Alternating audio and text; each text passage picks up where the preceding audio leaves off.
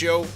We're going to recap some of the sights and sounds of today's training camp. We heard from Tom Thibodeau, Obi Toppin, and Quentin Grimes. And then we're going to go into we're going to do some lineup predictions, man. We're going to have some fun with the Knicks depth chart and talk about some of our lineup predictions that we'd like to see this season.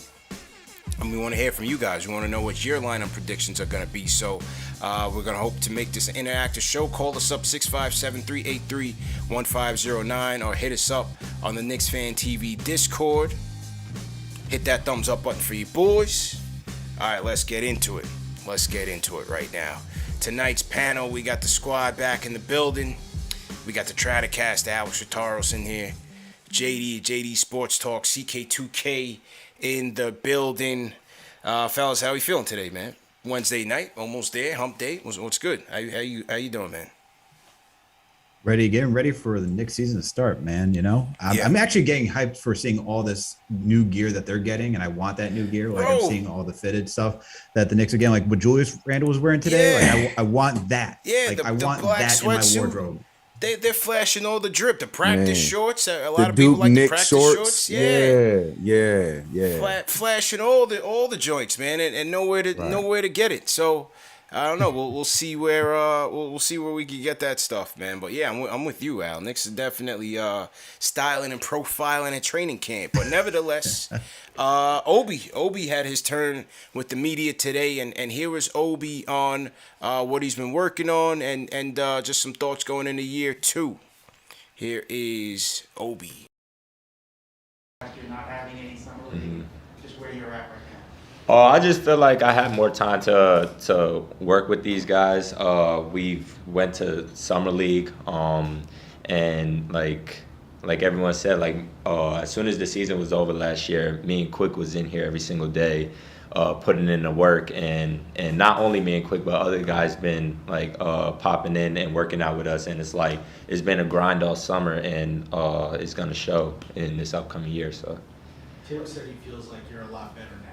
What specifically on the court do you feel like you're doing better than you did last year? I just feel like everything's slowing down a little bit more for me, but like I said, I'm putting in the work just like everybody else, and I've been doing that the whole summer. So I'm just gonna continue doing that and getting better every day. Obi, what made you want to come in here every day this summer? I love the game of basketball, and I know there's always room for improvement, and coming in here, especially coming off the last year, I know I had to improve a lot. So coming in here every single day this summer, just that was my motivation. Come in and just be better than what you were last year. And you were was it 7 days a week, 6? How often were you? Nah, it was every day. I'll probably take probably Sunday off, maybe Saturday, but I was in here every day. Me and Corner 3. mm-hmm. Is that something that you worked on? Is that something you think you can change or have worked on? How do you forecast your three-pointer? Yeah, for sure. Three-pointers was one of the main focuses. Well, not main, but one of the things I've worked on this summer. Not only corner, but everywhere around the three-point line. But I'm working on every single thing, not only threes. I'm working on getting to the basket, working on defense. Defense is gonna win a lot more games than offense. So, I'm working really hard, just like everyone else is here, and we're gonna show that. So that was Obi talking about what he was working on, CK, man. You know, working on some threes, driving to the basket, and some defense. And I thought we got to see a lot of that out of Obi in the summer. You know, summer league, that was certainly on display. So Obi talking about the fact that he came in, him and Quickly been basically in the weight room, in the practice facility every single day, just trying to get better. And you know, that's good for them because they didn't have that opportunity to have a good training camp in the summer league last year. So obviously Obi's taking it serious for year 2, man. Yeah, that was the big thing I was listening for. Obviously, like you said, we saw it in summer league. A lot of his all-around game was improving, but the big thing I was listening for was the weight room. Because for what he's going to be doing, especially with a lot of us, especially since we talked about lineups today, I don't know what you guys are going to be doing, but a lot of people want to see him play the 5 a lot more, want to see him, be more NBA strong or have a more NBA build. So I'm listening. I was listening for that. So hearing him talk about his weight room and stuff like that was really nice. But like I said, man, I'm just excited to see it all put together on the court because we saw a nice sample size in the summer league. Was really pleased with the confidence going into that, knowing that it was the second year, seeing him and Emmanuel quickly take the reins as the leaders, if you will, the young vets, if you will. So I want to see how that translates now with the main team coming into preseason and regular season. Yep, absolutely, man. And so here he was talking about the turning point for him last season and accountability. Well, let's get to OB on that. So to everybody in the chat, once again, hit that thumbs up button for your boys. All right, let me find out where this timestamp is at.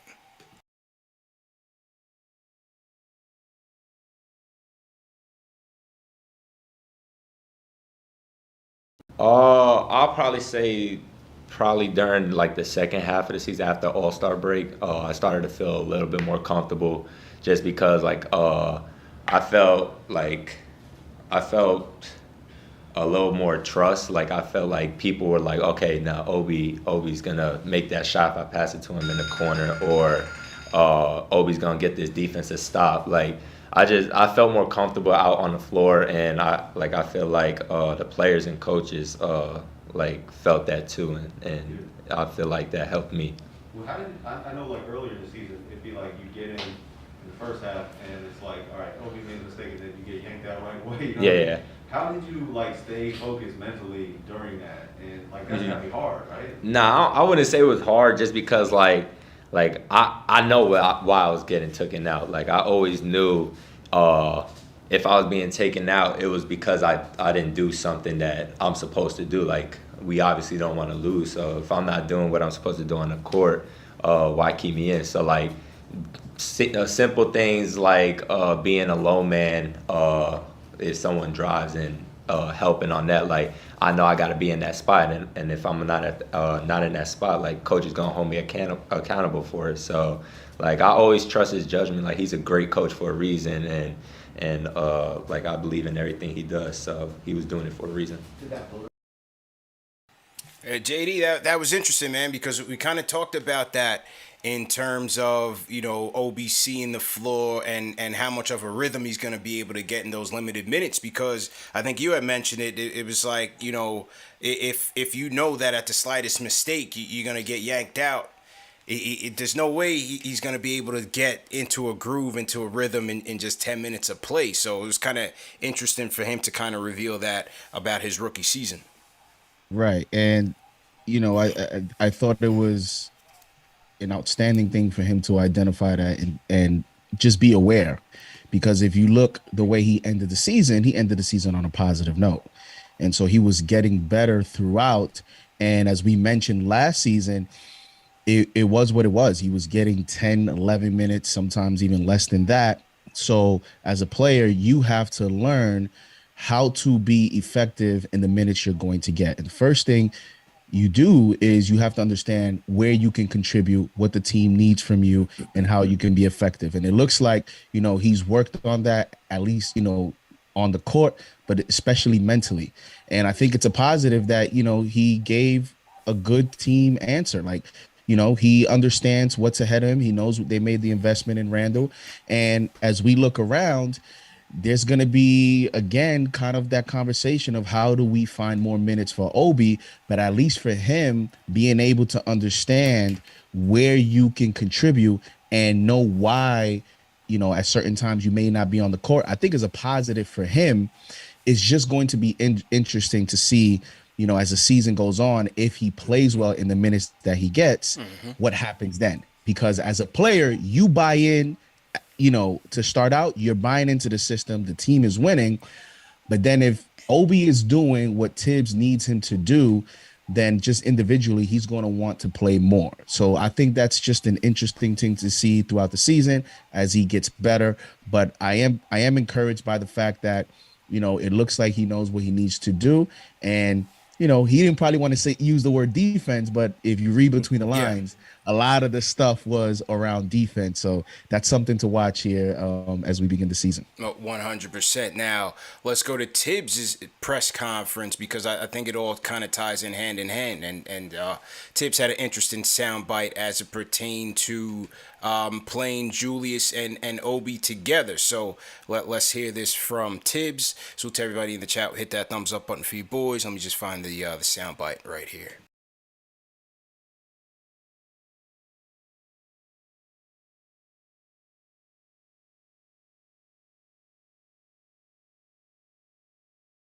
Protection? The rim protection is the big thing. Yeah. It wasn't very effective. The results and the playoff seeding and stuff like that. Yeah, and I think you go into every season and we feel if we're doing the right things, the teams are good. All 30 teams are, have great talent. So you got to find a way to win games. Tom, could you see playing Julius and Obi together? Well, we'll get a look at it. It wasn't very effective last year. So, but the one thing about both guys, Obi I think is a lot better than he was a year ago, and Julius just continues to get better and better. So we'll see how it unfolds. Is it the one negative? Obviously, you lose the rim protection. The rim protection is the big thing. Yeah. With Obi, what do you think? I mean, the perception was he was such an older rookie that he would come in and be more polished than everybody. But what do you think was key to him? How do you describe the beginning of his rookie season as compared to his last? And what do you think and it's a great question because like everyone says that, I never quite understood that part of it. Of he's an older rookie, which if you're comparing him to a guy who's 1 year in college and then comes in, but he's still young. Yeah, and it's new. It's like anyone doing something for the first time. There's going to be a learning curve to it, and oftentimes trial and errors.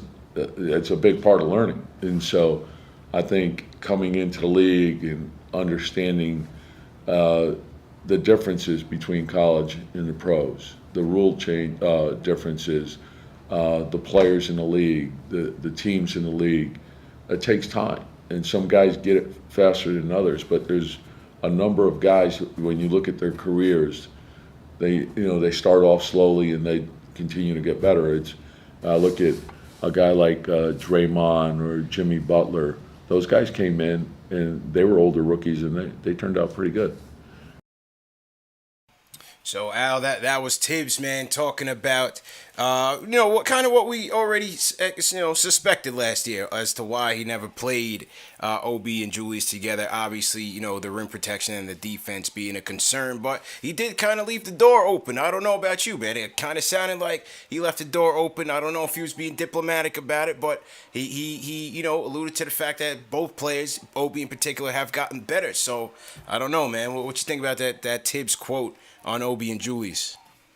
I agree 100% with you. He left the door open because I think, he understands that he can be a little bit more experimental with this team, unlike last year where it was truly trying to build that foundation, creating a competitive environment, making sure that our young guys, especially in Emmanuel Quickly and Obi Toppin, got their footing in the NBA. They didn't have a training camp. They didn't have a summer league.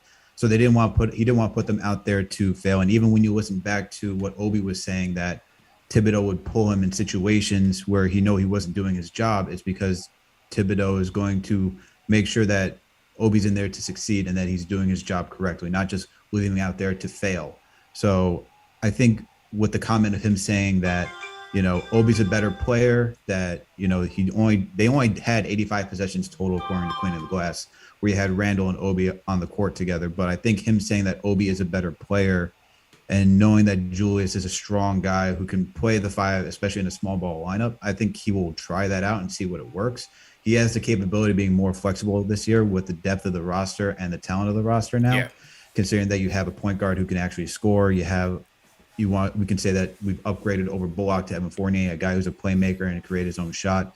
So he can get a little bit more creative with what the lineups are, especially when you have a deep second unit as well. But I would still lean on him having Mitchell Robinson when Mitch is healthy and Nerlens Noel on the court, because he did mention rim protection is the big thing. So I wouldn't say that you're going to get extensive minutes of Obi and Randall together on the court, where Randall is the 5 and Obi is the 4. But I think there is that possibility now coming into that season. But definitely more so Mitch Noel having the rim protection, because he values that, especially when you hear him talk about the playoffs and how we're talking about the Atlanta Falcons, right? So yeah, true story. We just lost CK. We'll get him back in here. So to everybody in the chat, once again, hit that thumbs up button for you boys. Another edition of Knicks Fan TV Live, presented by Manscaped. You also see my guys' Forzano Law Firm banner up there, and that is because they are sponsoring the Knicks home opener giveaway. We're giving away 4 tickets to the Knicks versus Celtics game on October 20th. The home opener, man, you don't want to miss it. The ticket package includes tickets to our pregame party hosted by myself, JD, my girls at Knicks Omni Fan. We got special guests already lined up for the show, food, drinks, all of that, appetizers and all of that. And then we're going to walk over to MSG, just a couple blocks from the Garden, walk over to MSG and watch the Knicks versus Celtics game on the Chase Bridge. And then also you'll have a chance at prizes and giveaways, including an autographed Julius Randle basketball, so you definitely don't want to miss it. Go to KnicksFanTV.com and sign up for it, and then we're going to announce the winners on October 5th after the Knicks versus Pacers post-game live show. So make sure you guys go to KnicksFanTV.com and check it out. And for those of you that have been injured in a car accident, construction accident, slip and fall, trip and fall, nursing home incident, my guys at Forzano Law will help you on the road to monetary compensation. So give them a call, 718-372-1397. Ask for Anthony or David. They're going to give you a free consultation and free representation unless you get paid. You can also reach them at ForzanoLaw.com for a 24/7 live assistant. And you can go to the office in person, 271 Avenue U in Brooklyn, 1 block from the F train. All right, let me see if we got CK back. You might have had some technical difficulties. All right. So CK lost some power. All right. So no doubt the show must go on, fellas. So let me just rearrange some things real quick. Rearrange the furniture, and we'll be good to go. Good to go. Boom! Just like that, we're good to go. We got the Stratocaster JD in the building. So yeah, JD, we were just talking about the whole Obi Julius dynamic, and Thibs basically stating what we already knew. Defense, rim protection. What'd you think about it? Yeah, he the first thing he definitely made sure we knew was it didn't work. That's the first thing he said was it didn't work, but he left the door open to try that experiment out at some time during the season, and I just think it's a culture now where Thibs is just going to need defense, and there was some thought about, why was Noel resigned and the money that he was given. And I think we see now why.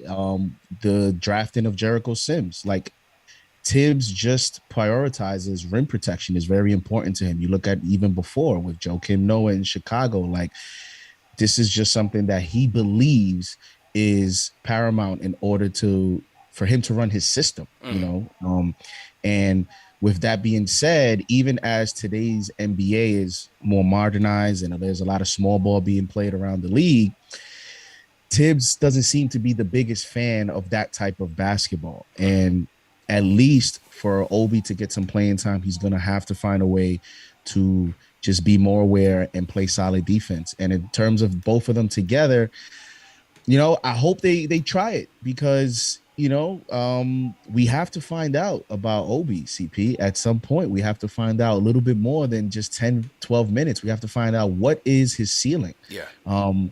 And what is the max that we can get out of him. So it's a tough situation. I hope that Obi makes it even a harder decision for him by playing well in the minutes that he does get. But long term, we'll see. We'll see, because they made a big investment in Noel. You got Jericho Sims developing, and then you have Mitch in a contract year. You start to look around, and the minutes. Where bro. are they? The minutes, as you said, the minutes is going to be hard to come by.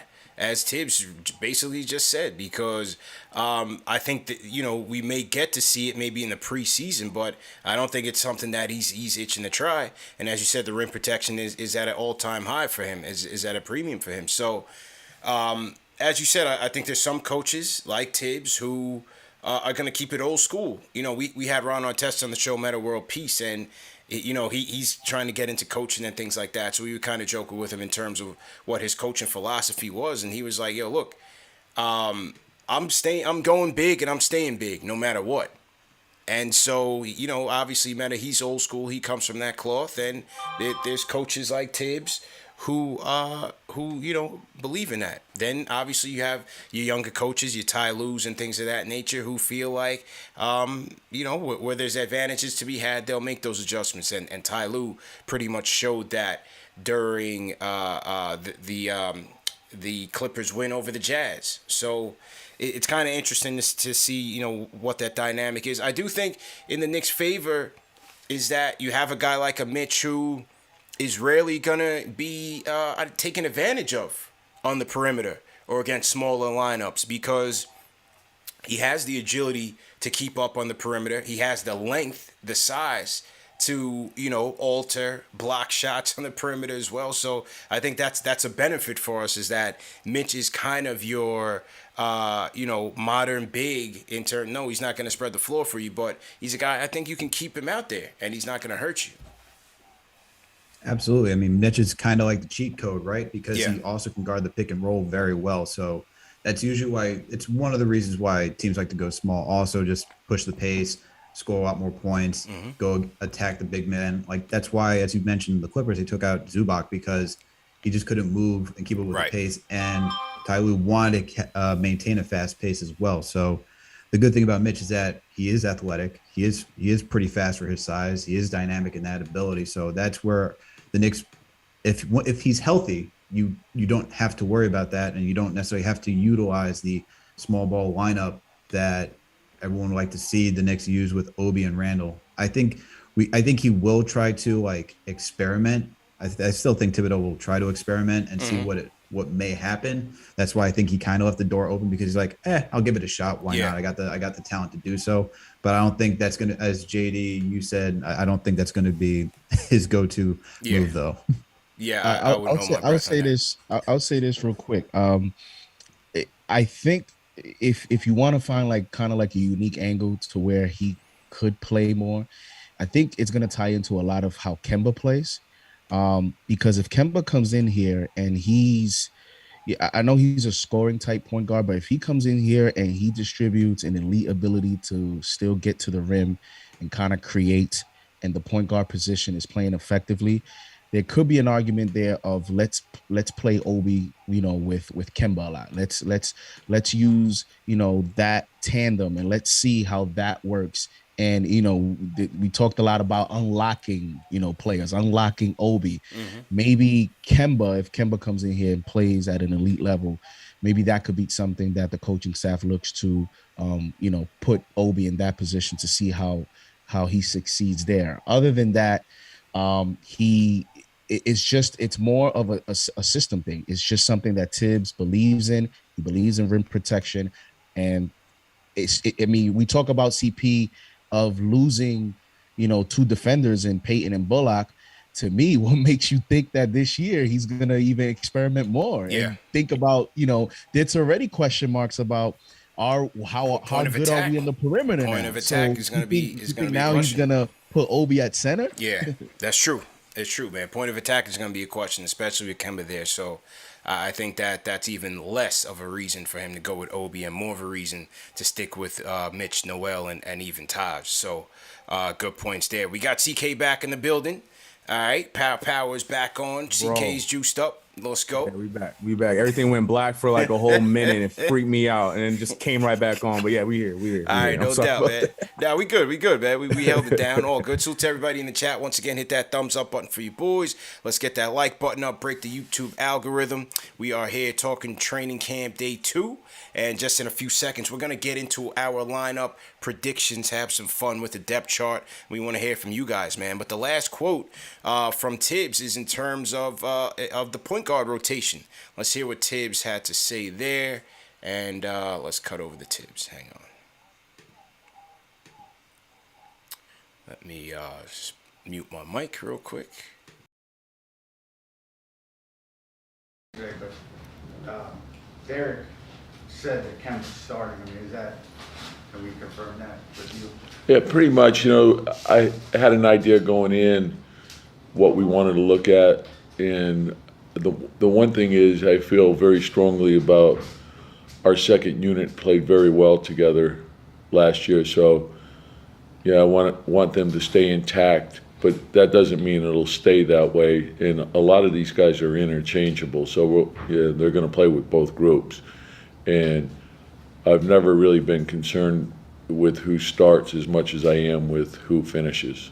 So the guys that give us the best chance to win are going to finish. So there we go. There we go. Interesting segue, great segue from Coach Thibs. It's not about who starts, but it's about who finishes. So with that being said, we devised our own lineups. Here, our closing lineups. We got our defense lineups. We have our buckets lineups, and we have our 5-man wish list. So let's get into it. And I want to see who you guys had as your closing lineup. Hold on, let me segue over to it right now. Yeah, indeed. Yeah, I'm ready. Indeed. Maybe I got the body armor on. I'm ready to go. Let's go. Well, obviously we got let's go to the starters. Obviously we know who the starting lineup is going to consist of. Kemba, RJ, Fournier, Julius, and Mitch. Over to the bench, we have D Rose, Quickly, Burks, Obi, Noel. This was a big lineup for us, man. A big lineup last season, a dynamic lineup in terms of net rating, and I think they're going to continue to maintain that next year with the additional chemistry and with a boost in year 2 from Quickly and Obi. I think this lineup is going to be ferocious. You add Nerlens in there for your rim protection. Maybe sprinkle in a little Taj if you want to go a little bit more offense, but I think this bench is once again going to be formidable. So let's go to the closers now. Let's see who we have for the closers. All right, I'm going to go. So Alex's closing lineup here, ladies and gentlemen. Let's see it. Hang on. Alex's closing lineup. I'm so excited. He's going with year-round topic of conversation. So Alex is going Kemba, D Rose, Fournier, Julius, and Mitch. Al, what was some of your logic here, man? Ooh. Kemba, D Rose, Fournier, Randall, and Mitch as your closers, man. Let's hear it, bro. What was the thoughts here? I think you're gonna want the bucket that is Kemba Walker. Cardiac Kemba will be in full effect back in MSG. Okay, we're gonna get him. You said it, man, when you came on my pod. We're gonna get him going dummy once in a while. So he's gonna drop 40. He's gonna hit that game-winning shot. Kemba's gotta be in the closing lineup. We already know that Thibs likes rim protection. Why not have your best big when he's fully healthy? Okay. Mitchell Robinson. You're gonna have your all-star. Second All-NBA power forward and Julius Randle out there. Okay. I think for now, I know this is where everyone's like, "Where's RJ? Where's this?" We saw RJ RJ not close games. The tomatoes are flying, bro. Where is RJ, bro? Where is RJ in this? Start ducking. Start ducking, man. Derrick Rose. We also saw what Derrick Rose could do in the closing minutes. We saw him pull up. So I think Thibs is going to want to go with some savvy veteran like point guard play for closing, and then Evan Fournier. I think you just want more playmaking out there, and I think if RJ has that playmaking, I think if you want to be fully unlock some offense, just why not have a lot of playmakers out there? Okay. Wow, he left RJ out of the lineup. People in the chat, how are you feeling about this? I'm seeing tomatoes. Dolphin 82's throwing them. Omari Belgrave is throwing them. Newton Ortiz is getting them. Oh, they're coming now. CP, I don't know why you laughing. You got some explaining to do too. We gonna get to mine. We gonna get to I was mine. gonna Just say, fine, I'm man. surprised how different they are. Yeah, Like, we these are gotta actually get to all mine different. because y'all disrespect. Everyone has at least one explanation to make. Yeah. Because Right. everybody's leaving one player out that everybody's gonna say, Yeah. why did you Right, leave that guy right. out? So for Alex is RJ, and I guess CK will tell you why he got his. All right, so CK, you're going Kemba, D Rose as well. So you're going with the point guard battery. Then you're going RJ at the 3, Julius and Mitch. What Yeah. are you thinking there? I was thinking go with the lineup that makes the most damn sense. I think that, we're seeing the chemistry with Kemba and D Rose. And D Rose, I don't care where you put him at and what position you put him at. That man is a closer. That man is a bucket in the fourth quarter. How many examples do I need to lay out for you guys after watching last season? Like, that is a fact. You know what? I'm gonna put, like Alex said perfectly, I'm gonna put my money on Cardiac Kemba to be a bucket getter for us at the end of that game. And you know what? I can't co-sign you, Alex. RJ Barrett needs to be on the court, even if it won't have anything to do with him offensively. I need that man on the court to spread the court, to play defense, to be there for us. And I think we can all agree Julius and Mitch are the ones that are going to be down there. To be honest, though, I did say that Mitch and Noel are interchangeable depending on how the game is going, in my opinion on that. But I'm going with give me Kemba and D Rose, because I feel like D Rose, like I said, D Rose gonna give you buckets, and I think Kemba, we need the shooting, we need the spacing. I think it can work. I think it can work just fine to close the game. All right, JD, you're going Kemba, RJ. You going with the starting 5, basically. You going with the starting 5? Okay, what's going on there? Well, part of it is just I looked at some of the tendencies that Thibs had last year in terms of how he rotated. I mean, Elfrid Payton finished some games, and all Elfrid Payton had to do was play decent, and he was bringing him in the game to close, some games last season, because again, he prioritizes defense. And to me, my lineup, and just like CK, I just think that he is going to use the point guard position and interchange it between him and Rose. Whoever is hot that night is going to get the point guard position to close. I have Kemba because he's the starter, and he right now to me is a more explosive offensive player, and I just rely on his ability to create a shot a little bit slightly more than Rose to finish the game. But again, it'll depend on who's playing. After that position, I just have it as, I know Rose and Kemba will be the popular duo, but CP, how are we going to defend? I mean, closing the lineup also, to me, you have to go to the other side and play defense. And you don't have Bullock, you don't have Payton. RJ is going to have to take that assignment. But now you have Rose and Kemba out there. How are we going to guard some of these Who's teams, playing defense? Yeah. Like, for example, you're playing the Hawks. They have Trae Young, Bogdanovich, Hunter, Collins, Capella. Who is Rose guarding? Bogdanovich? DeAndre Hunter? Like, it's gonna be hard. It's gonna be difficult. So I just think that you go with whoever's hot at point guard, and then you just go with your best lineup. And at the end of the day, that lineup to me is enough to close out a game. Fournier can facilitate. Kemba, you would want to be your closer. And if RJ is going to take that next step, to me, that's enough scoring. And hey, I just named 3 players and we didn't even talk about Randall yet. So that's my closing lineup. Last season also, RJ Barrett in the fourth quarter shot 44% from 3 and 46% from the field. Fournier shot 43% from 3 on 2 attempts from 3 in the fourth quarter and 44% from the field. And to me, that those were some nice efficiency numbers in the fourth quarter. And that's why I chose that as the closing lineup. I like it. I like it. You can't go wrong with starting 5, of course. That's a legitimate, lineup to go with.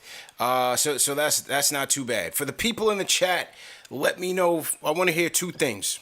First off, call us up. 657-383-1509 is the number. Who are you closing with? Are you closing with Kemba? Are you closing with D Rose? And let us know what your closing 5 lineup is going to be. We'll go rapid fire. Call us up, 657-383-1509, or hit us up on the Knicks Fan TV Discord. Or if you're in the chat, let us know in the chat. Are you going with Kemba? Are you going with D Rose? Matter of fact, I'll put a poll up after this, and we'll see who wins it out. All right, so here's where I'm going. You got some explaining to do. I knew you were going to put. I knew you were going to find a way to put this player. Yeah, for in. sure. Yeah, for sure. We knew he was in it. Yeah, I'm sleeping, but let me start at the 1. All right, I'm giving respect to the Rose Hive. I'm going with the incumbent. I think it was CK that said it. The man came up so clutch for us in many games last season. I go to the Memphis game as a highlight. Absolute beast. The Pelicans game, the Laker game, home and the road, the Dallas game, obviously the Hawks series, games 2 and games 3 in particular. The guy came up big. He's a former MVP, has the experience, can get buckets for us, and can get it for you in spurts, and I can count on him.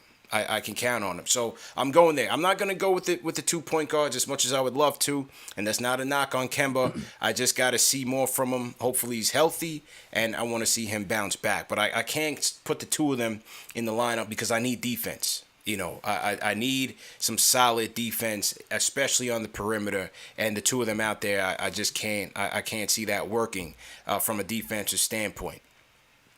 Number 2, you guys are disrespecting Mr. Fourth Quarter himself, Alec Burks. He deserves to be in that spot. So many fourth quarters this man delivered for us. San Antonio, a 30-piece. So the Sacramento Kings, a 30-piece. A lot of these fourth quarters where this man had double-digit points. Went on the road in New Orleans, 14-point fourth quarter, almost single-handedly won that game for the Knicks. He can drive. He can hit the 3. He can facilitate. He can draw off contact. I mean, him and Fournier, honestly, were pretty much neck and neck in terms of numbers. Fournier was a starter, but if you look at Burks' per 36, I mean, he actually had better numbers. 40% three-point shooter, capable defender. And so I'm throwing Burks out there, man. I'm throwing Burks out there a little bit more shifty than Fournier, and I think he'll get to the cup a little bit more than Fournier will, and he's a bucket getter. So I'm going with Burks there. I'm moving RJ at the 3. I need defense at all costs, so I'm keeping RJ in there. Julius, staple. Mitch, staple. That's my closing 5, man. So it's really I'm going with Rose. And I'm going with Burks, JD. I'm going with Burks, man. That's it. Y'all want to smoke cake? I gave you the evidence. I'm going with Burks. Okay. Listen, it's not a bad argument at all. Like, Burks, you saw that game was a game 1 that he came on for us and was absolutely on fire. Mm-hmm. But there's still some inconsistency issues there, and that is like first of all, as you can see, we all have, for the most part, different lineups, right? Actually, we all do. Yeah. So, which goes to show you that this is not an easy thing. It's not going to be an easy thing for Thibs, because Thibs is going to have problems, bro. We on this side, we always think we know everything, right? Like it's easy on this side to criticize the coach and say this, and yet here we are, 4 panelists and 4 different lineups. Right. So that goes to show you this is not an easy thing. Mm-hmm. And Thibs has the minimal thing to decide between this player and that player. And so when it came to me with Burks, it's just the inconsistency. Also, Burks is a guy, even when you saw him get hot, he needs the ball. Right? Like he needs the ball in order to really get cooking. And if you're going to have Kemba there or Rose there, then, I just don't see the best fit, because if I have Burks there, I'm utilizing Burks. I'm using him as the closer. He was actually a better shooter in pull-ups than on catch and shoots last year. Right. And so, if you're going to have Kemba take some of those last shots, Rose take some of those last shots, I just rather have Fournier getting ready to shoot that quick trigger than having Burke standing around, because I just think he's more effective as a playmaker. That's it. but it's not bad. But I just knew because Burks is like your favorite player of all time. Yeah, we all saw that. And let's be real. We can see all. I guarantee. I'll put money that all these lineups that are on this screen will be closing one of these games this year. I guarantee you. Every single one of these lines, we will see. Even the RJ Barrett minus RJ Barrett one. I guarantee we'll see every single one of these lineups closing a game at some point in the season. So that's just to boost up JD's point even more. Like this is going to be, it's all going to be how the game's going at the time. Like I mentioned, like I was so close to putting Noel instead of Mitch, and that would have been another conversation for the chat right there. I was really close to doing it because there's going to be instances where Noel's just going to be better defensively for us in those games, and he's probably going to close out with those guys. So I just feel like this is just an example of how crazy this season is going to be with our lines. This is going to be insane. It's going to be fun. And I guarantee you, all these 4 lineups will be used at some point to close the game. Yeah, for sure. You know, with Thibs, I mean, we're here doing this to see what we would do, what our predictions would be. But this goes to show you the depth of this team. Thibs is just going to play it out and see how it goes. Yeah, and he's going to be asked that question, man, especially when it comes to Rose and Kemba. You know Berman is itching at the trigger, man. He's going to be asking Thibs every night, why'd you go with him instead of him? Why'd you go with Kemba instead of Rose? Why'd you go with Rose instead of Kemba? Every single night you could count on Berman asking that question first in the media session. So that's definitely going to be interesting. So, all right, that was it. Okay, somebody had something to say? Yeah, I was going to say it's going to be 2 simple answers. 1, that player was hot. 2, that's what the defense was giving me. Yeah, that's simple. It's that simple. It's simple and plain, bro. I will say Alex is brave, man. Alex is brave. Leaving out RJ. That's Alex brave. left out RJ, man. Yeah. Yeah, man. Because I look at it like if RJ's not there to close in what, you know, a lot of people are expecting to be a big year, or at least the next level up, then if he's not your closer, then I don't know what that says. I mean, I don't know if it means anything, but to me, it would, like, this is a big year for him and the organization, like that relationship. Yeah. And I would think that the organization and the coaching staff wants to really put him in a position to just succeed and fail at the same time. So that's why I have him closing. And my thing for like RJ is that we saw from like last season that Thibs wasn't afraid to put whoever was feeling it night in and night out. And that's why I think for RJ, you know, like I want to see RJ closing. I just think Thibs is going to want guys, because we always hear him like lean on veterans. And yes, RJ is a veteran. I just think Thibodeau is going to rely on guys who are probably the most seasoned, guys who are going to be playmakers, and guys that he can rely the ball to be in their hands at the last couple of minutes. And especially if they need to be a playmaker, right? Like that's the one thing Evan Fournier does at a slightly better level than RJ right now, because we just haven't seen RJ do or be a playmaker, I should say, at that level. If RJ comes into this season being a legitimate playmaker and just being able to create off the dribble for himself, then yeah, he should be closing. But we haven't seen that yet. So I'm going to leave Evan Fournier, because I've seen Evan Fournier do that, even though it hasn't always been successful down in Orlando. It's just proven at this point. Okay. All right, let's hear what the people got to say, man. Let's go to the phones and hear from the people, man. First, we're going to go to the Lou. Jay from St. Louis, what's going on, bro? Hey, what's going on, y'all, man? How y'all doing out there, man? Good, man. How you feeling, bro? I'm good, man. Hey, I'm going to get right into it, man. Rapid fire. Everybody hit that thumbs up. Hey, CK, you got the best one, man. Oh, that D-Rose, he got to be in that lineup, man. He got to be in the lineup. He has to. But I'm sneaky CP. I mean, Alex Burke, he does it, man. He does it. That's a fact. I'm going to get at y'all, man. Love it. Jay from St. Louis. From St. Louis. I don't know if you're from East St. Louis, but you're from St. Louis. That's how you rapid fire people. Man, for real. You know what I'm saying? He got in, he showed love, and then he jumped out of there. Jay from St. Louis, we appreciate you, bro. All right, so he's going with CK's lineup. But I came in a close second, JD. You know what I'm saying? I came in a close second. You're talking about Berman. Maybe you spoke to Berman before. I told Mark. You're leaving out Kemba. I already see Berman's article. You know, the New York-born guy left on the bench. On the bench. Left out in the first game. To close a game in the first against the game, Celtics. Man. Come on now. Man. He's already against the game. Thibs is going to lose some hair this year, man. He better talk to Van Gundy and how to know, maintain because he's gonna lose some of it, man. Let's hear from Ari. Ari, what's your closing five, man? First off, whose five did you like? He probably liked none of ours, and then he wants to put in his own. Right. But what are you thinking, bro? Nah. Honestly, I see. I like all. I understand where all you guys are coming from. You guys all have an argument, so I guess I understand. But the thing is, like, the situation matters. Obviously, this is like a broad brush type question. Like, for example, like Derrick Rose, in my opinion, has to be on the floor.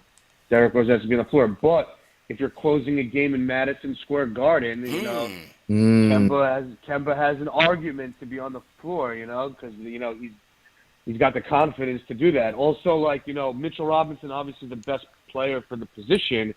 But do I trust Mitchell Robinson is going to not make a stupid foul or anything like that? Or would I rather have, like, Taj Gibson, who I know for at least, like, 2 or 3 possessions can play some defense and not miss a rotation? Like, that. Those are the questions that you have to think about. Also, I mean, I don't want to be the guy who's going to say this, and I'm not saying I would do it, but, like, if we're talking closing, I mean, Julius Randle doesn't really have any argument to even be on the floor, honestly, if that's the case, because he's used to getting the ball. Now he's going off the reservation. Give me a tomato. Let the tomatoes fly, man. Let the tomatoes fly. We're gonna cut his mic. We're gonna cut his mic, man. We cut his mic. Ari's been sipping tonight. You could tell, and that was just indicative of that. You can tell that was the real point he wanted to make. He just built up to it. We're sending him back to the chat on that one, man. Let the tomatoes fly in the chat. But yeah, we can't go there, man. We can't go there. Let me hear from Sheik from Hudson Valley. New caller, Sheik. Which lineup did you like, and who's your closing lineup, man? Where you going, bro? Yeah, what's going on, guys, man? How you guys all doing? Everything good, man. How you feeling, bro? Man? I'm doing good. Salam alaikum to all the Muslim Knicks fans. There's a million of those. But I was gonna say, to be honest with you, I like CP's lineup, and the reason why is, you can't not have D Rose in the fourth quarter. How can you see him on the bench? Like, I don't see that happening. D Rose sitting on the bench in the fourth quarter, like I just don't see it. And then my man Birkenbag, he gets in the bag in the fourth quarter, man. Like there was nights where nobody was scoring, but Birkenbag was, throwing those buckets down like That's there was nothing. Fact. So that is a fact. You got to have him in the game too.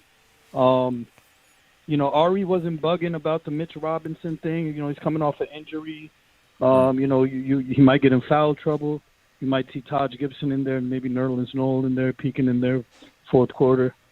But yeah, Julius Randle, man, how can you not have that guy on the floor? Yeah, I had to send him back into the chat on that one, bro. I had to send him back into the chat. And not only that, Thibs in that press conference, he was talking about how Julius Randle got better. Yeah, like that man, if Thibs is saying he got better this year, I believe that shit. So. For sure. This is going to be a good season to watch. I just hope Mitch Robinson, he gained weight. I heard he got more brolic, people are saying. Yep. So I don't know if that's good on his feet. A little more weight on his feet. So we'll see how it goes. We need somebody in that paint to really, because Clint Capella still gives me nightmares. Yeah. What I mean? Like a big guy, just rumbling through the paint.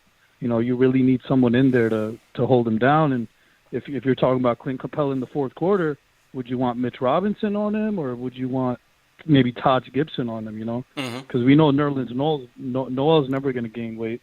He's going to stay his stick forever. But we'll see what happens, man. Okay, good stuff, guys. Put them thumbs up too. Yeah, man. Thanks for the call, man. Call back anytime, man. Sheik from Hudson Valley weighing in. All right, so he gave me the W on that one, just for record. Good. I know. I mean, I can see it. I mean, all you're playing is Burks highlights. So I mean, man, you see him? I'm so glad you said something, Jay. I was about to say, man. I'm like, he tried to sway the crowd, man. Burks highlights in Super HD, man. They never seen the angles. Man. Yeah. I'm showing the new angles from the W's, man. Man. I'm seeing a lot of people kind of go to CP's route. I'm like, hold on, what's going on here? I look at It's all you see is Burke scoring. I'm like, yeah, of course. Yeah, man. I had Dave cut up some fresh Burks joints. I was like, yo, we need some fresh Burks highlights for the night, man. The hypnotizing is real. My God. Well, in terms of the closing point guard, the chat is speaking right now. It's the race is going to Kemba. 60% voting for Kemba as their closing point guard. 41% for Rose right now. So the votes are still coming in.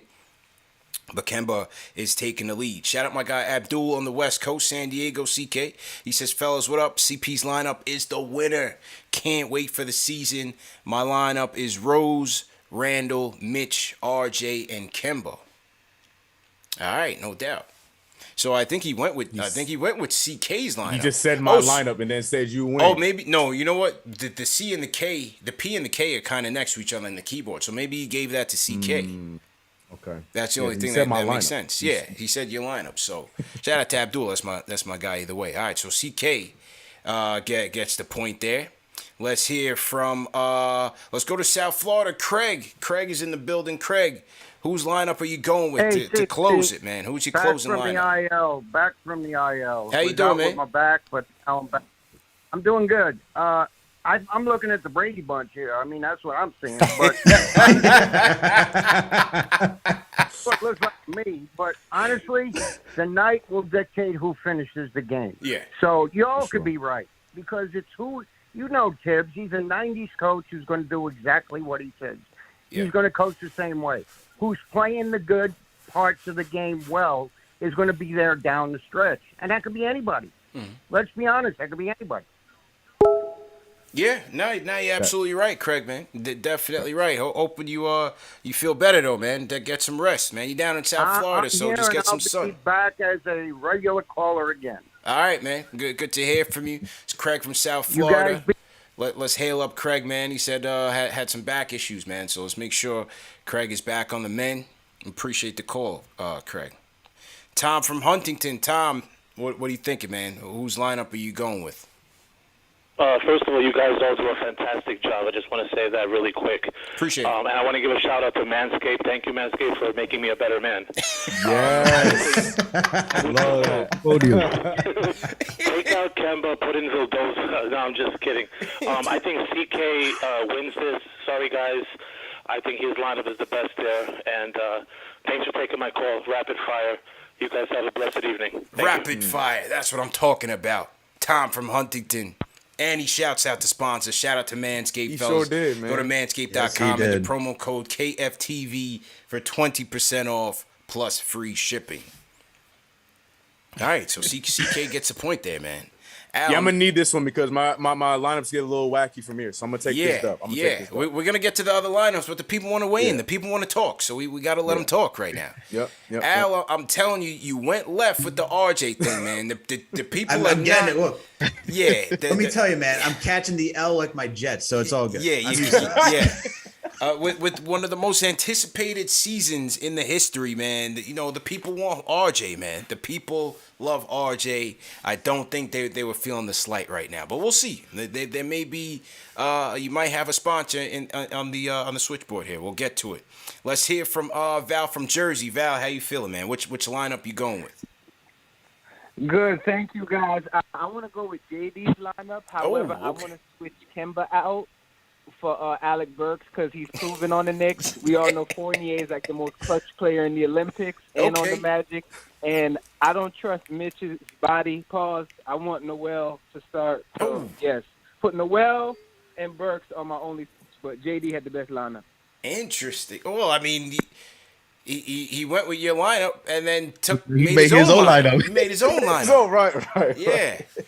I mean, look, as much as a Burks fan as I am, I'm not putting him in at the point when I got D Rose and Kemba. You know what I'm saying? Right. Burks is like he's fourth, as who I want to run the point behind Kemba, D Rose, and even Quickly. Burks is really your emergency point. But okay, all right, Val, appreciate that. And he said he's going Noel over Mitch. Interesting, man. I'm sticking with Mitch. All right. Let's go. Let's go one more in the closing lineup, then we'll get to the other lineups. This is the current Battle of the Fans winner after removing Jay from Florida from the throne. Joel from Staten Island checking in from Shaolin. Joe, how you feeling? Yo, it's good, CP. How you feeling, man?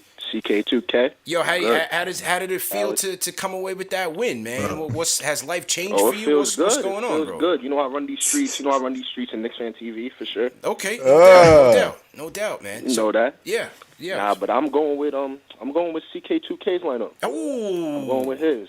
Okay. Cause I feel like Kemba should be in any of these lineups because even last year, Kemba with his bum knee and all was still closing games for the Celtics. They were going to him. If you look at that Mavericks game, if you look at that Warriors game, he was still getting buckets no matter what in the close, in the crunch time.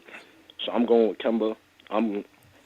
Rose, I like that too. Even though they don't play good defense together, I feel like nobody plays defense in this NBA, and these two, that's buckets.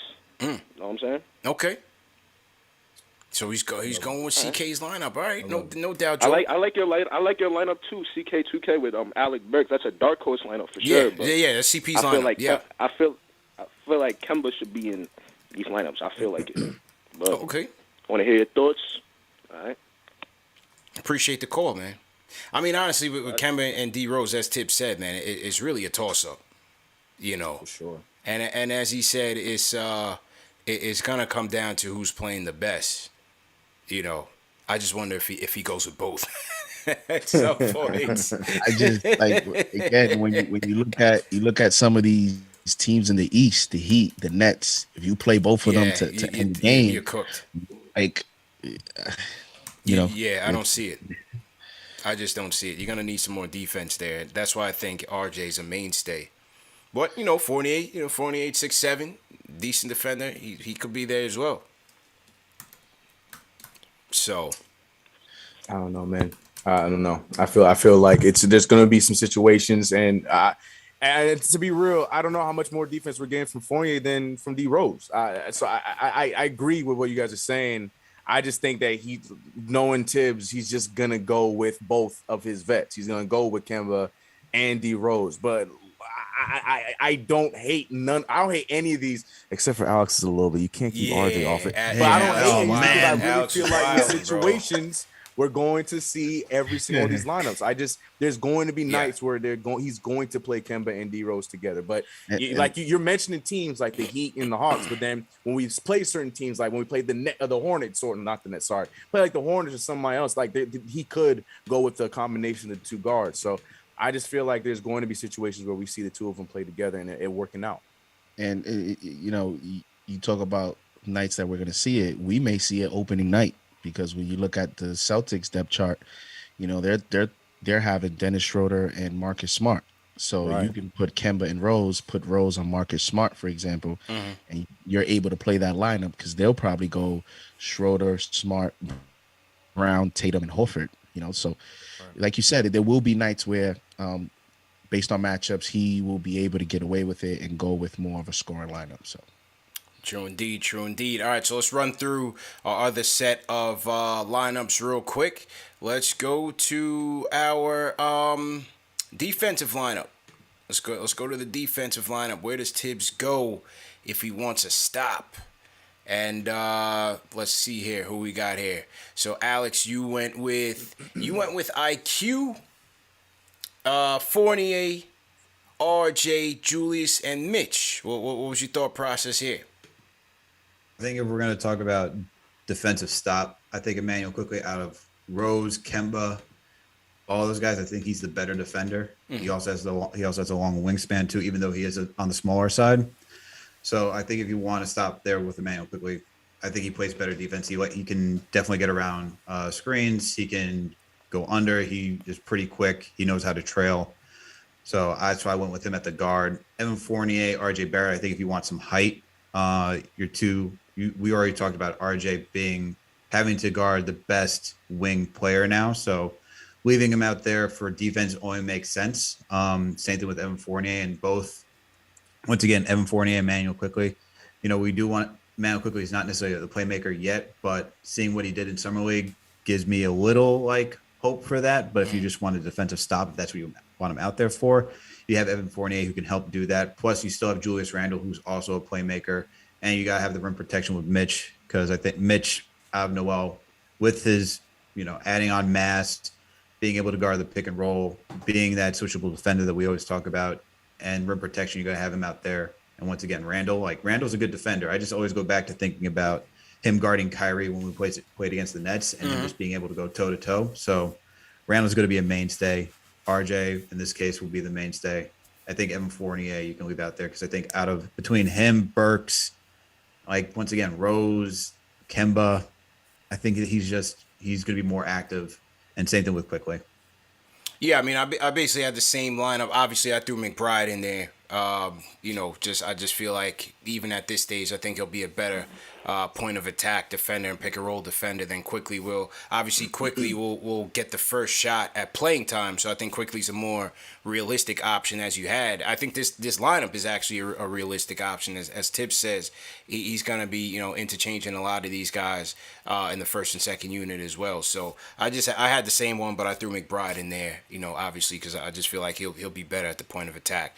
CK, you went with D Rose, Quentin Grimes making his debut, RJ, Julius, and Mitch. Yeah, I mean, we'll talk about a different lineup later, but yeah, I wanted to go with Deuce, and to see you and JD go with Deuce, I'm excited to hear what y'all got to say about this one. But I'm thinking about Thibodeau. I don't see him not having Derrick Rose in his lineup, even if it's defensive mind. I still don't see him not having Derrick Rose in the mix. We saw Derrick Rose play solid defense in that playoff run alone. Derrick Rose was doing a solid job defensively. Yes, I know he's not a guy that you're going to want night in, night out guarding the best guards. I get that. But I think that Quentin Grimes, in the little sample size we saw, that dude is ready to guard NBA level players. And I think that he's going to get a lot of love. So I couldn't put Deuce and Grimes in the same lineup in the 2021-2022 season. We could talk about that next year, but I just don't see that realistically happening with Tom Thibodeau. Maybe we'll see in the preseason, but I couldn't do it. So I decided to go with Grimes, who I think is going to be a guy that we should be looking at climbing the depth chart. I don't know what circumstance, I don't know who loses minutes, but he's the guy I think is going to sneak up and get some minutes. So I went with Derrick Rose. I couldn't go with Quick defensively at the point, so I went with D Rose. Give me Grimes, RJ, and once again, Julius Randle. And once again, I asked JD, because he was the one I sent to. I almost went with Noel on this one. I almost went with it. But I'm gonna stick with my gut with my man Mitch. I'm gonna give him the benefit of the doubt. I know he's been hurt. I know he's got a new body to deal with. Pause. But I'm gonna stick with Mitch on this one. So I like my five with D Rose, Grimes, RJ Barrett, Julius Randle, and Mitchell Robinson.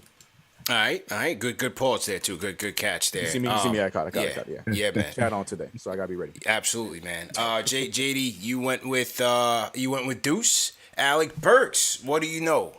Alec Burks in the building. RJ, Julius, and Mitch. So I guess what made you go? Well, go ahead and explain your lineup.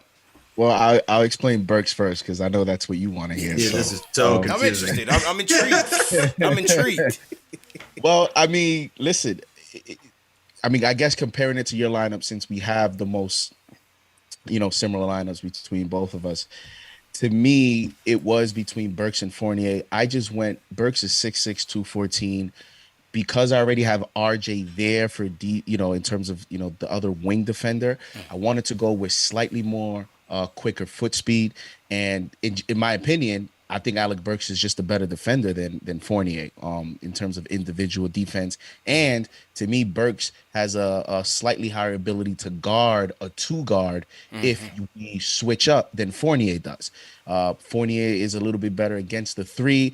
Now you put him in, in a switch against the two. Now you're testing his foot speed, and I just like Burks' ability to stay in front of kind of a quicker two guard or stronger two guard, slightly more than I do Fournier. So that's what tilted me to Burks over Fournier. In terms of everyone else, I think that again, I'm looking at this defensive lineup in terms of last minute offense, defense, one possession, like situational basketball, not like the last 3 minutes or 4 minutes of a game. And because of that, we saw glimpses of Thibs use Frank in some of the, in that role. And I just think McBride is a way better defender. I think he's a more versatile defender. I know Frank was a taller player, but McBride is already showing a better defensive IQ. He has good lateral quickness, and here's the best thing about him: he competes. He's a competitive defender. He looks like he would go out there and not be afraid to guard, a Trey Young or whoever. Not saying he'll stop him, but the compete level will be there over, what we've had in the past. So that was my lineup. Yeah, no, that's good. That was a good lineup. I went with, as I said, McBride for the same reasons. I just feel like he'll be the best at point of attack and be ready to compete with some of the dogs in the league. I'm gonna keep RJ and Fournier because I'm gonna go with the size. I'll leave, if we do have some speedy twos, the foot speed might not be there, but I'll keep RJ there and give Fournier the 3 assignment. We're gonna have to see how it plays out in real life, man. Gonna have to see how that plays out during the regular season and see how their team defense is impacted by the loss of Bullock. But we'll see if Fournier can hold it down and RJ as well. Julius been holding it down, man. Was at to finish at the top of the league in terms of isolation defense as well as post-up defense. And then you got the block nest monster. He's going to be all over the place. He's going to be at the perimeter. He's going to recover back to the rim. He's going to be blocking shots at the rim, blocking shots in the perimeter. And so, obviously, block nest monster is going to be a mainstay there. So, that'll certainly be an interesting option. And, again, you never know. In the middle of the season, when you get into those dog days, I think McBride is going to find his spot, man. I think he'll find his opportunity if Thibs does a smart thing and, find some areas to rest Rose and rest Kemba and let IQ and McBride handle the duties at the 1. So I think this could be a realistic lineup here. So how many minutes do you think McBride's going to get this season? Like a night? Yeah. What do you think his average is going to be? 12. Yeah. You think 12? 10. 10. I don't think it's going to be that high, personally. I think I'm talking about on the nights that I'm talking about on the nights that Rose and Kemba don't play. If Rose and Kemba are playing, he's not going to play at all. They're not playing on season. Yeah. He's not playing at all. Right. You know what I'm saying? That's where I'm kind of like going with why would we saw Frank go in there. Like I thought about McBride, and my thing is like how often and how successful is it when you just bring in a player just for like one possession? Mm-hmm. Like we didn't see that work with Frank, and Frank was considered like one of our better defenders on this team, right? But that didn't work against Trae Young. So that's my thought process for like leaving McBride out. Also, we saw what Thibodeau did with rookies last season with Emmanuel Quickly, who everyone was clamoring for, who gave you that 3-point shooting, it gave you that versatility, but he only got no more than 18 minutes, maybe, like throughout the entire season, if that. So, and if we already have 2 set lineups that we can almost guarantee on a night-to-night basis, and we're either going to be missing, Kemba or D Rose, maybe for like some resting, I just don't see where Deuce is going to get that many minutes. I don't see why you want to put him in unless he's just that. If he's that great defensively, then you need him on the floor for that many minutes. But I just don't see how Thibs is going to want to just put a guy out there for one play when he's not warm, where you need to get in rhythm for a game to get that, to be that defensive stopper that you need it to be. So that's just kind of why, like, I would love to see it. I just don't see, just based on like what Thibodeau's been saying, like how he loves to play veterans, all those things. So that's kind of why I left like Deuce off this list. Here's how he can find his way to make minutes. It sounds a little strange, but it's just the way it works. When he gets that first opportunity, I know he's a rookie, but when he gets the first opportunity, that first substitution for defense, last 30 seconds or whatever the case may be, he has to succeed at that first opportunity, because then he's going to gain momentum and he's going to immediately kind of validate, his summer league, hopefully a successful preseason. And, that will give Thibs confidence to say, okay, I just put the rook in, first opportunity, and boom, he played well. He didn't miss an assignment. He didn't miss the rotation. He played good defense, and it gives you confidence too. And I think that's how you build him up into more consistent minutes. And one last thing in terms of my lineup, CP, sometimes when you do these defensive lineups, it doesn't work, your way in terms of you calling a timeout and get your offense back in. Sometimes the lineup just finishes the game. And in my lineup, that's why I have Burks in as well, because then I don't know that I want to trust McBride that much to run the team. I can put Burks into that playmaking role and still have RJ and McBride out there to maybe hit the corner three. So right. So what you're saying is Burks is a closer in your eye. That's it, bro. now we thinking, bro. You kind of caught me into that now one. we thinking. What you're saying is Burks. You see Burks as a potential closer. So okay, no doubt. And the chat, the chat has weighed in on their defensive lineup. They're gonna give me the edge. 42%, followed by JD at 36%. All right, let's take some calls real quick. Let's go to King Deej. King Deej has been on the Discord. King Deej, how you feeling, bro? King Deej, yo. Yo, you know what it is, man. It's been a while. Yeah, man. Run it up. I'll make it real quick. The core four, salute y'all. Know what I mean? No doubt. Took the summer off. I came back. I heard a rookie killed Jay from Florida, so that was Allen. Damn, that's tough. But we in the building. We in the building officially. October 20th. You know what I mean? CP, I don't gotta be the promo, but you already know. Yes. As far as the lineups, the starting lineup, because that's actually what I wanted to talk about, and I'm gonna make it real quick. I want Rose, RJ, Birkenbag, you know what I mean? Randall, Mitch. I like that. And for defense, I like the JD one. I like McBride, Burks, RJ, Randall, and Mitch. I like that. So I just wanted to say that, I'm out. Y'all do your thing. Appreciate it, bro. Appreciate the call, man. Jay from Florida. So genuine question, because I love what you guys are saying. I mean, in a perfect world, because Deuce is my favorite rookie going into the season. But y'all really think that Deuce is going to get the call before Quentin Grimes? Because I feel like defensively, I think there's a bigger drop off from Burks or Fournier before any of the points. So I feel like Quentin Grimes has that potential to get that call before Deuce will. In a real game, and when it comes to guarding a wing, when a wing is killing us or something like that, I can see Grimes getting that call first. So, and it's not hate, because I would love for you guys to be right, because I'm ready for the Deuce McBride show to take over. But I just realistically think that there's just that potential, and that window is more open for Grimes to get that, like JD said, that first opportunity that. I need you for a defensive stop here to end this third quarter, end this second quarter before McBride. So you guys generally don't think Grimes is going to get that opportunity? That's fair, bro. That's fair. I just feel like at the wings right now, you're going to have RJ, you're going to have Fournier, you're going to have Quickly, you're going to have Burks. Right. I just think if I really don't even see it much from McBride if Kemba and Rose are healthy and playing. But if there's an instance where we're just getting cracked at the point of attack, pick and roll defense is just getting shredded.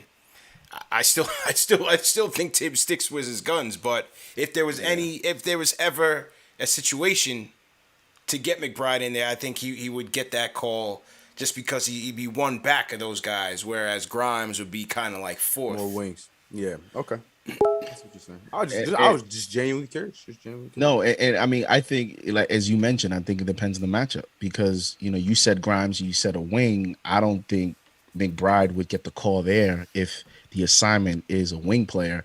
And if it's a guard, when you're looking at a lot of these scoring guards, and as CP mentioned, like I'm just banking on the fact that if Thibs gave Frank a few opportunities, then to me, he's definitely going to give McBride a few of those opportunities, especially this year, because I think we're weaker at that position, at the guard position. But if we're talking wings, I don't think McBride will ever be called to get that assignment, because now you're talking about a 6'1", 6'2" guard, potentially defending the wing position. That might be a mismatch, even him being a very good perimeter defender. Let's go to a couple more calls. Let's go to Book from Queens. Book, what's good, Book? Yo, I'm doing great, man. Enjoying this show. Y'all got some good lineups this time. My favorite two are CP and Alex. Now For what? CP, Closer or defense? Closer or defense? I'm talking about for defense. I'm talking Okay. for the defense. Okay. For the defense joint, right? Yeah. So here's my thing with McBride. I think he's going to be a demon, but you need to see all of these matchups a couple times, right? Like Thibs ain't gonna put him on Dame Lillard for his rookie year in a closing lineup, in my opinion, over guys he's seen do it before. Like, we know Thibs is stubborn with that kind of thing.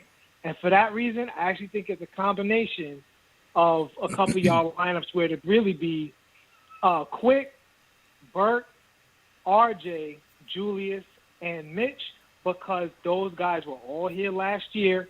And when Thibs gets backed into a corner, Thibs does what he's absolutely He's going comfortable vets, baby. He's going vets. You know what I'm saying? You heard him say the word vet about 20 yeah. times in a 2-minute press conference yesterday. Vets. Yeah, Said it some more today. You can trust Thibs to Thibs, Yeah, right? yeah, So, yeah. That's what I'm rolling with for defense. And you guys were talking about for the closing. I think the only thing I say about the closing, Kemba going to be on the floor with Julius and Mitch. Everybody else, I think, is subject to the how you playing, how you feeling rule. Rose, how you feeling? You know, RJ, how you playing? Which one of you's hotter? RJ, Fournier. And like you said, Burks could get hot too. I wouldn't count him out. But Kemba, Julius, and Mitch, I would be shocked if any of those guys is healthy in an important game where we need to come home with the W, and Thibs ain't rolling with those guys. Okay. He had that look in his eyes when they asked him about Kemba's minutes. Yeah. Yeah, true story, man. Appreciate the call, Book. Appreciate the call. All right, let's go through the rest of these because I got a hard stop in about 20 minutes. All right, so we did the closes, we did the defense. Now let's go offense. Let's have some fun with it, man. Let's talk about the bucket getters here. All right. So we got the Stratocaster going with Kemba, IQ, Burks, Julius, and Mitch for your bucket getters, man. Go ahead, Al. Let's go rapid fire. Just let me know what you were thinking here. Well, as the caller just said, you're not going to have a lineup without Kemba, Randall, and Mitch. And Randall, once again, second All-NBA, All-Star, was the leading guy last season. Kemba Walker, you're going to have Cardiac Kemba back at MSG. You know, you're going to have that. You got your two shooters in Emmanuel Quickly and Alec Burks. Burks can just get hot at any point. Same thing with Emmanuel Quickly. And I think you want those type of guys on the court when you're getting in crunch time and you just need to get threes and get some floor spacing. And then Mitch, just lob threats. And still gives you that rim protection too. CK, you're going with, again, the Kemba Rose backcourt. Alec Burks in here. Burks made everybody's lineup. RJ and Julius. CK's dying. I can't believe. I thought I was going to get killed, but I got y'all with me on this one too with RJ and Julius. Wow. Well, you all got the small ball five. Yeah. I'm not gonna lie, I was thinking too. When I was thinking about it, I was like, man, do I really want to do this? Man, I didn't. I'm sorry. I'm processing. Yeah, you know, it was really hard for me to not have Quick. I know that it's going to be more realistic that Quickly is going to be on there. But when I see the word buckets, I cannot not have Kemba or Derrick Rose. So I said, I'm going to put both of them on there. I'm sorry, Quick. I love you. I know you actually called me on the court, but I had to go with my guns on this one. And I went small ball because I think a lot of these Eastern Conference teams are going to be running with a lot of small ball. We're hearing the Bulls talking about DeMar DeRozan playing the 4. So I think there's going to be some situations where this could be realistic. So I just can't believe that three of us got this. That blew my mind. I was not ready for that. I was not ready for that. JD, you went with Kemba, Quick, Burks, Julius, and RJ and Julius. Yes, sir. I'm just thinking, you know, I'm going small ball lineup, obviously. I'm just looking at the way, you know, RJ is going to defend that 4 position. You look around the NBA, you know, a lot of these 4s, you know, Jason Tatum in Boston, LeBron, Paul George, et cetera, like they're playing the 4s anyway. So I don't think it really hurts the lineup going there. And I'm looking at, you know, playmaking. I have 2 playmakers with Kemba and Burks. So if you have a good defender on Kemba, well, let's go with Burks. Let's run the offense around him, and Kemba can still shoot the spot up three. And then how can I not have Quickly there who can shoot from the logo, from half court, from the stadium, from the concession stand? Doesn't matter. He's gonna be ready to pull up. So to me, when I look at buckets, I'm looking at players that have the ability to go on fire. Kemba could catch fire. We already know Burks is streaky. Quickly could catch fire. He can be a spark plug. RJ is steady, and Randall's our best player. I'm with you on that one, man. I'm going with absolute guys that could fill it up. Obviously, it's hard for me to leave Kemba off these lineups, man. It just, I'm going with the incumbent with Rose because just recency bias, just seeing it last year. Quick, we know what Quick can do and run it up in spurts. You go back to that Portland game where him and Simons went shot for shot, and him and Dame were going at it late in the fourth quarter or in the second half. Burks already made my case for Burks, man. He's my closer. He was the bucket getter for that team last year, and I think he'll get that opportunity this year. Ian Begley did mention that the organization was looking at RJ at the 4 in certain situations last year. I'm not sure if you guys have read that article, but he did mention that just recently, and then we'll go Julius at the 5. Realistic? Probably not. But if we need some offense, if we down 10 to the Nets and we want to go on a little run, we know Blake Griffin is soft at the 5. We know we can run on him. This is where I'm going. I'm going with D Rose, Quick, Burks, RJ, Julius. I got 5 guys that could bring the ball up, 5 guys that could play make, 5 guys that shot over 40% from 3, and that's where I'm going, man. That's where I'm going. So people in the chat have voted on their buckets lineup, and they're going with JD. 36% for JD. Second, CK2K with 30%. So I think they're feeling that Kemba and Rose lineup there, CK. They like that. Yeah, I can't. You know what? I just can't choose between them, so I'm just gonna keep throwing them out there to get. I'm sorry. I ain't gonna apologize about it. Shout out to Shane Mack in the chat. Sent a super chat. He said CK2K, but all these lineups will be used at some point in the season. So I think he was talking about the closer lineup. So he went with CK on the closer lineup as well. All right, last one for the night, and then we'll close. We got Jay from Florida waiting on the line. We'll close with him. The wish list. What is the lineup that you would just want to see out there at some point this season? And what is your wish list lineup, man? So, Al, yours was Kemba, Quickly, RJ, Obi, and Julius, man. Get ahead with your thoughts on this one.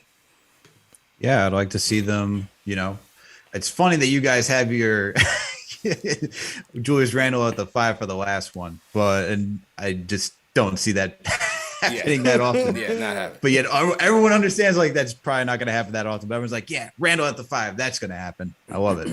No, for this one, Kemba. I want to see Kemba with Quick out there, just like that as a backcourt. I think that would be good, good firepower. Just a lot of you got Quickly who can space the floor. You got Kemba with his creativity and his good finishing around the rim, so they kind of balance each other out.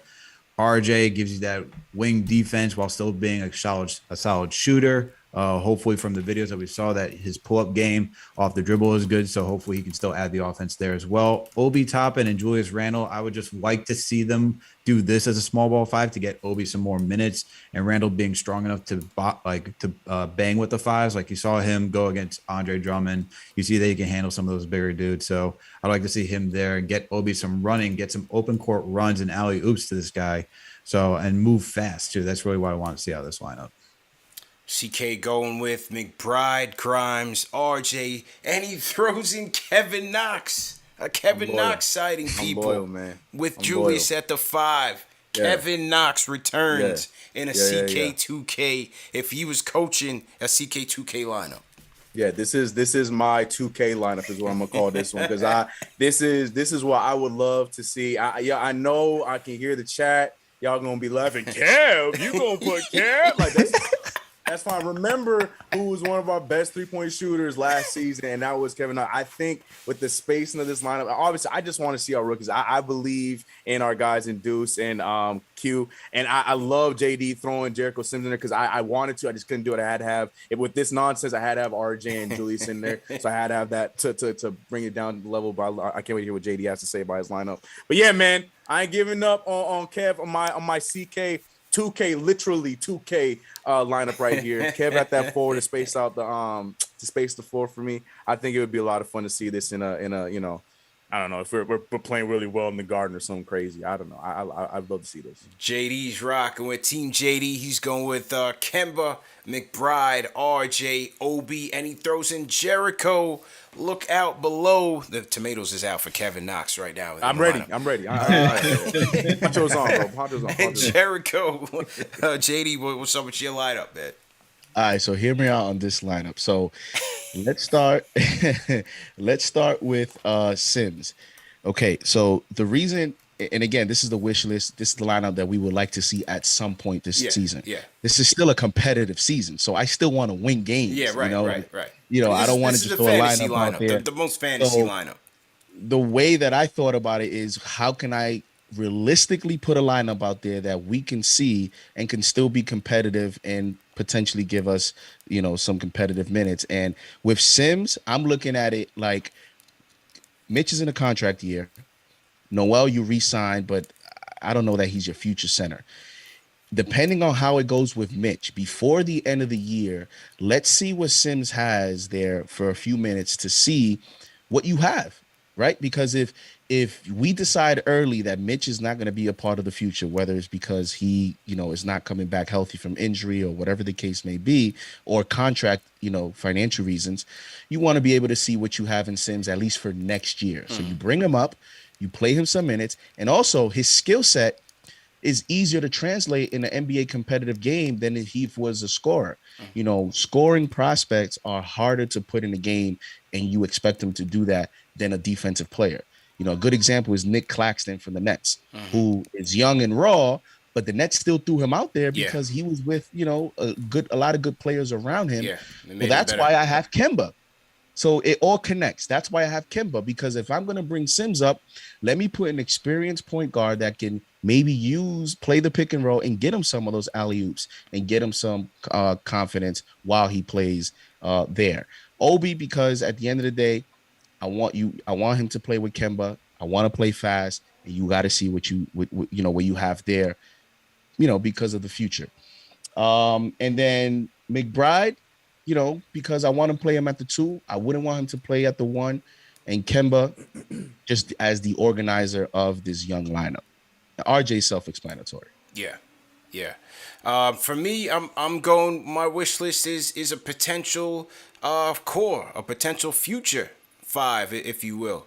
You know, with McBride at the 1, Grimes at the 2, RJ, Julius, and Obi. With McBride, you know, obviously, you know, full time. I'm not sure if he can handle point guard duties, but you're gonna put him out there and see. You know, your defense is gonna be on point with McBride, Grimes, and RJ. You'll have some nice 3-point shooting in this lineup as well. And like I said, I want to see what the young kids are gonna do, because they're not gonna get much playing time this season. So I'm gonna grant them that with my wish list lineup. And then look, we started the show with Obi. I'm gonna close it with Obi in saying that I want to see if you know, he says he's been working on his defense, he's been working on his threes. How do he and Julius coexist? Can they coexist in a lineup together for a couple of, you know, for a stretch?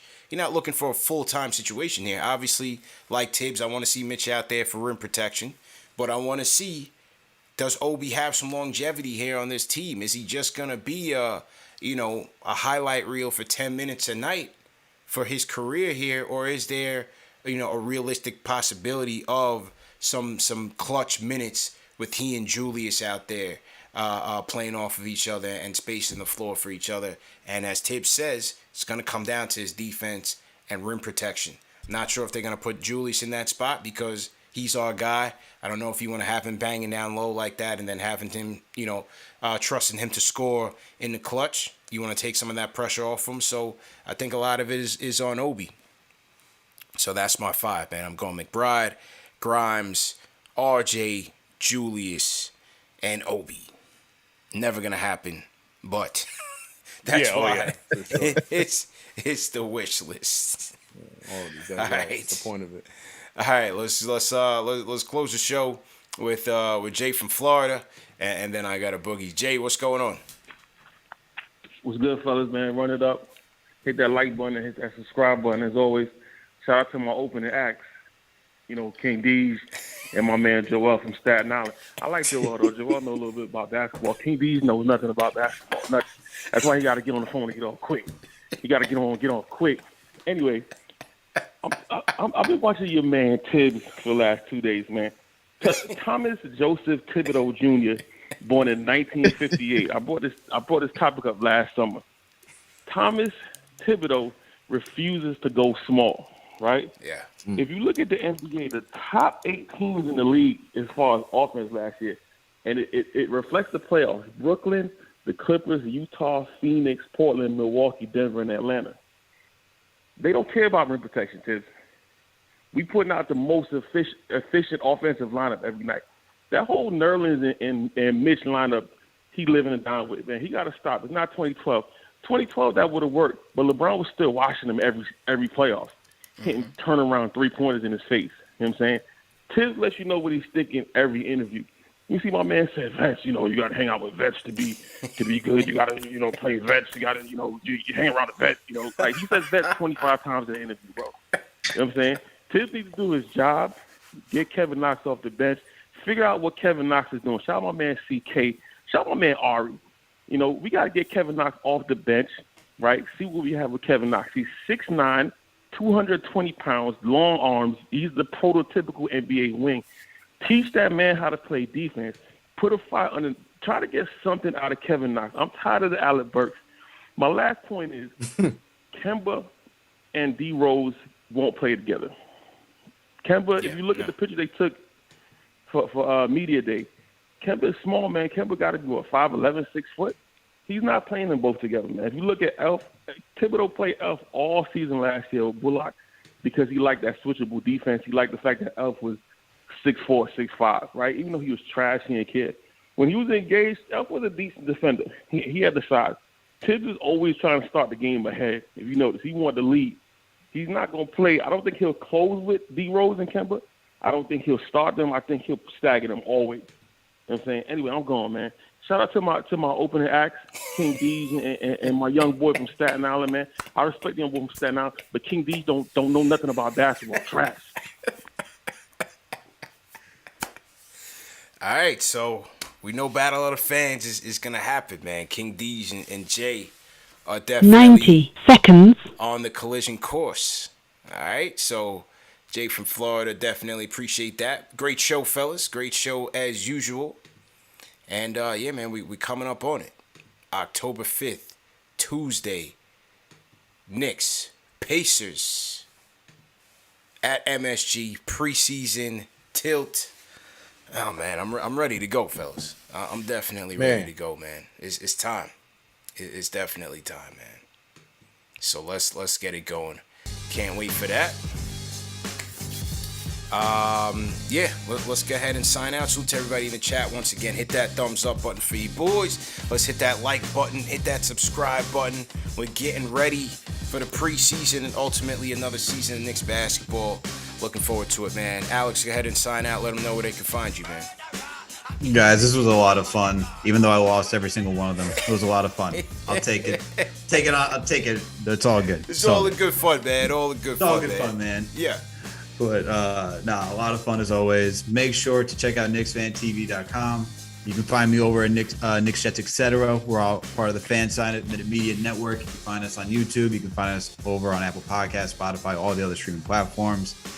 Yeah, guys, a lot of fun. Hey, man. Alex is gonna go back to the spreadsheet. And just take that. He's going back. What did I do wrong, man? What did I do wrong? Going back to the drawing board. JD, let them know where they can find you, bro. JD Sports Talk NY on Twitter, JD Sports Talk on YouTube, and it was a fun show. and Alex is fine because these are our lineups. We don't know what Thibs is gonna do, so that's the fun part. That's a fact. About That's a this fact. season. And I can't wait for Tuesday, first preseason game, and we get a first glimpse of this team, and let's get it. Yes, sir. CK. I'm ready to take bets. I fully believe that we will see at some point this season. I'll be waiting for the tweets and the comments. We gonna see Kemba and D Rose together. I'm trying to tell y'all. I didn't put them on 3 of the 4 of my lineups for no damn reason. I'm trying to tell y'all. But we'll see. I'll wait for the tweets. I'll wait for them to come. But you know what it is. You find me over at CK2K. But more importantly, make sure you subscribe right here. Hit that like button. Tuesday, boys. Tuesday. I'm excited. Tuesday. I'm excited. Looking forward to it, man. And yeah, man, great show, everybody. Hit that thumbs up one more time. Salute to my panel. Great job as usual. And yeah, man, you guys know this show is also available in audio podcast format. Go to KnicksFanTV.com for the links to tonight's show. Shout out to the replay gang, those of you that are watching and catching up on demand. Salute to you guys as well. Leave your comments, man. Keep the comments. Keep the discussion going. Give us your closing lineups, your defense, your wish list. Throw it all in the comment section after tonight's show, and we'll keep the discussion rolling. Remember, tonight's show is also brought to you by my guys at Forzano Law. Shout out to Anthony and David. Sign up for the Knicks home opener giveaway. Go to KnicksFanTV.com to do that. And also remember that this show is brought to you by Manscaped, presented by Manscaped. As my guy Tom said, keeps him. I forgot what he said, but salute to Tom for the promo. I don't want to get it wrong, so you know what I mean. That'll be real flagrant. So I'm gonna just keep it PG family show. Go to manscaped.com, promo code KFTV, 20% off plus